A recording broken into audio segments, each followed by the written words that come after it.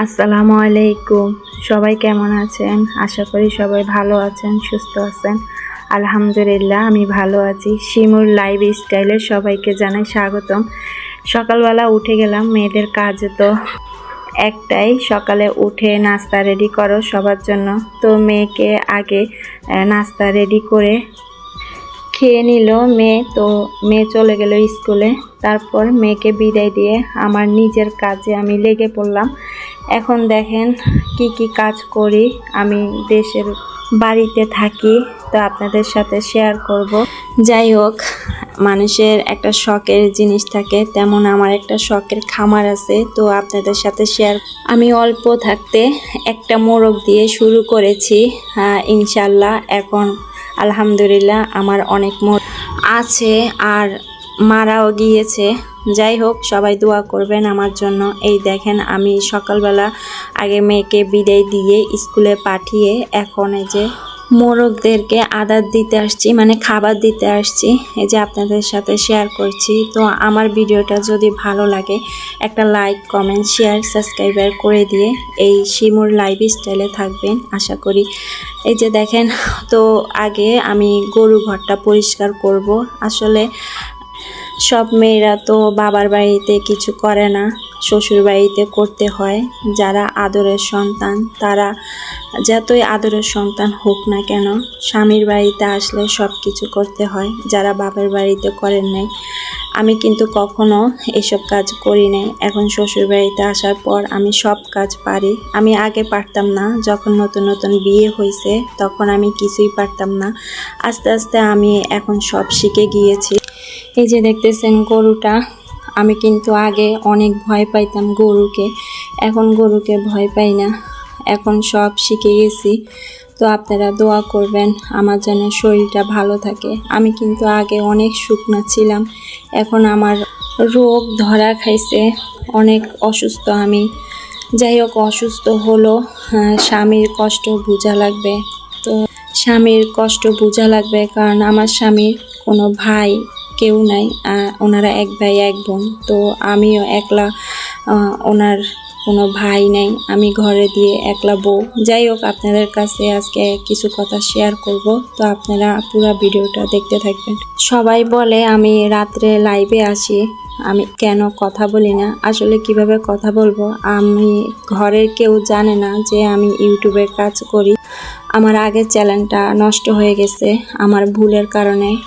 আমার সব কিছু ঠিকঠাক আসিল, ঘরের কেউ পছন্দ করতো না ইউটিউবের কাজ। তো যখন আমার 4000 ঘন্টা পূর্ণ হয়ে গেছে, যখন আমার ফর্ম আমার হাতে আসছে মোবাইলে, তখন সবাই খুশি। যখন আমার মনিটাইজেশন অন হয় নাই, তখন সবাই বলছে যে আমি আর ইউটিউবের কাজ যেন না করি। তারপরও সবার অমতে আমি আবার কাজটা চালিয়ে যাচ্ছি, কারণ আমি দেখাতে চাই যে মেয়েরাও সব পারে, মেয়েরা বসে থাকে না। তার জন্য আমি লাইভে বেশি কথা বলি না। তো সবার কাছে অনুরোধ করে বলতেছি, কেউ মনে কষ্ট নেবেন না, আর আমার প্রতি যদি কারোর রাগ থাকে আমাকে মাফ করে দিবেন। আর সবার কাছে একটা কথা বলে রাখি, আত্মীয় স্বজনের কাছে কোনো দিন আপনি যে ইউটিউবে কাজ করেন ওইটার লিঙ্ক কখনো আত্মীয় স্বজনের কাছে দিবেন না। এই ভোগান্তিটা আমি হয়েছি। সবাই আমাকে সাপোর্ট করছে ইউটিউবে কাজ করার জন্য, মানে আত্মীয় স্বজন যখন দেখছে যে আমার মনিটাইজেশন হয় নাই, তখন অনেক কথাই আমাকে বলছে, কিন্তু আমি গায়ে মাখি নাই। আসল কথা কি জানেন, কেউ কিছু বললে আমি কাউকে কিছু বলতে পারি না, নীরবতায় আমি কান্না করি আর আল্লাহর কাছে বলি। যাই হোক, আপনাদের সাথে কথা বলতে বলতে দেখেন আমি অনেক কাজ করে ফেলছি। গরু ঘরটা পরিষ্কার করে ফেলছি, তারপরে যে মুরগাকে খাবার দিচ্ছি, মোরগদেরকে খাবার দিচ্ছি। আমি কিন্তু খাঁচার ভিতরে মোরগ পালি। এখানে একটা পশু আছে বিলাই বাগদাস, ওই পশুটা মোরগ খেয়ে ফেলে। এই নিয়ে আমার অনেকগুলো মোরগ খেয়ে ফেলছে ওই পশুটা। যাই হোক, অনেক শখ করে এই মোরগগুলো পালতেছি। কারণ কি জানেন, স্বামীর কাছে যদি হাত পাতি অনেক কৈফিয়ত দেওয়া লাগে। নিজে যদি একটা কিছু করে যদি রাখতে পারি, তো স্বামীর কাছে আর হাত পাতা লাগে না, বা খরচে নিজের হাত খরচটা তো চলে, তাই না? এই যে দেখেন যাই হোক, এখানে খাবার দেওয়া হয়ে গেছে। এই যে আমার মোরগগুলো, কথা বলতে বলতে অনেক কাজ করে ফেলছি। গরু ঘরটা পরিষ্কার করে নিছি, এই যে মোরগদেরকে খাবার দিয়ে দিছি। তো আপনারা আশা করি বুঝতে পেরেছেন আমি কি জন্য লাইভে কথা বলি না। আর আরেকটা কথা বলি যে এখন যে আমি ইউটিউবে কাজ করতেছি, এখনো আমার শ্বশুর বাড়ি বাপের বাড়ি কেউ জানে না যে আমি ইউটিউবে কাজ করতেছি। তো সবাই আমার জন্য দোয়া করবেন, আমি যেন সফলতা অর্জন করতে পারি। আমার আগের চ্যানেলটা আমার অনেক শখের ছিল, কিন্তু কিছুই হইল না আমার ভুলের কারণে। এবার যেন আল্লাহ পাক আমাকে কবুল করে। যাই হোক, এই যে মুরগি বাচ্চাগুলো ছেড়ে দিছি। এই দেখেন আমার সি হাঁসের বাচ্চা। তো অনেক অনেক কষ্ট করতে হয়, আসলে আমি জীবনে এত কষ্ট করি নাই, এই বর্তমানে যে কষ্ট করতেছি। যাই হোক, এই যে দেখেন মুরগাগুলো এখনও ছাড়ি নাই, মোরগগুলো। এখন এই যে গরু ঘর ধুইছি, তারপরে সব কিছু পরিষ্কার করে এখন হাত পা ভালোভাবে ধুইতে আসছি। মেয়ে গোসল করে রেখে গেছে কাপড় চোপড়, তো ওইগুলো ধুয়ে নিব। তা আপনাদের সাথে আজকে একটা রেসিপি আমি শেয়ার করব, আমাদের নোয়াখালী অঞ্চলে পুঁই শাক কীভাবে রান্না করে, তো আপনাদের সাথে শেয়ার করব। এখানে আমি হলুদ মরিচ লবণ সব কিছু দিয়ে মাছটা ভালোভাবে কষানো দিয়েছি। কষানো ভালোভাবে হলে আমি উঠিয়ে নিব। তারপর এই যে উঠিয়ে নিলাম, ভালোভাবে কাটাগুলো বেছে নিব।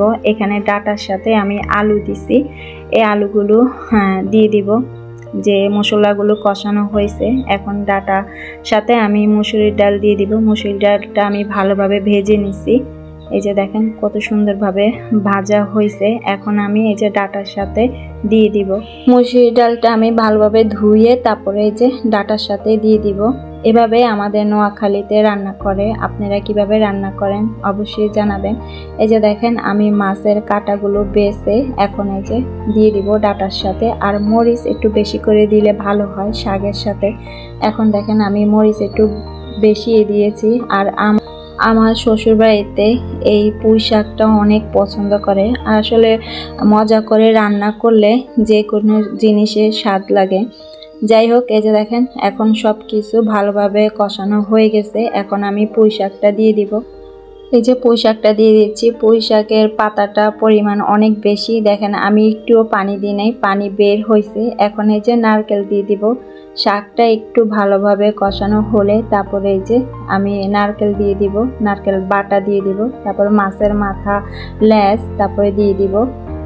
এভাবে আমাদের নোয়াখালী অঞ্চলে রান্না করে। এখানে আমি পেঁয়াজ রসুন সরিষার তেল আমরা খাই, এই সরিষার তেল দিয়ে বাগার দিব। তরকারি কালারটা মাশাআল্লাহ অনেক সুন্দর হয়েছে। এখন খেতে কিরকম হয় আসলে জানি না, আমার হাজব্যান্ডের অনেক পছন্দ এই পুঁই শাক তরকারি। যাই হোক, আপনাদের সাথে অনেক কথাই বলছি, কথার মাঝে যদি কোনো ভুল হয়ে থাকে আমাকে ক্ষমা দৃষ্টিতে দেখবেন। আর বাইরে অনেক অন্ধকার, দেখেন বৃষ্টি আসবে, এখানে অনেক বৃষ্টি হচ্ছে। তা আপনাদের এদিকে কি বৃষ্টি হচ্ছে কিনা জানাবেন। বৃষ্টি হলে 2-3 দিনও কারেন্ট থাকে না আমাদের এদিকে। যাই হোক, এতে দেখেন আমার পেঁয়াজটা লাল হয়ে গেছে, এখন বাগার দিয়ে নিব। তো আমার পুঁই শাকের কালারটা কেমন হয়েছে সবাই জানাবেন। আর আপনারা কি এভাবে রান্না করে খান কিনা জানাবেন। তো সবাই ভালো থাকবেন, সুস্থ থাকবেন, আমাদের জন্য দোয়া করবেন। আর শিমুল লাইফস্টাইলে থাকবেন, পাশে থাকবেন। আল্লাহ হাফেজ।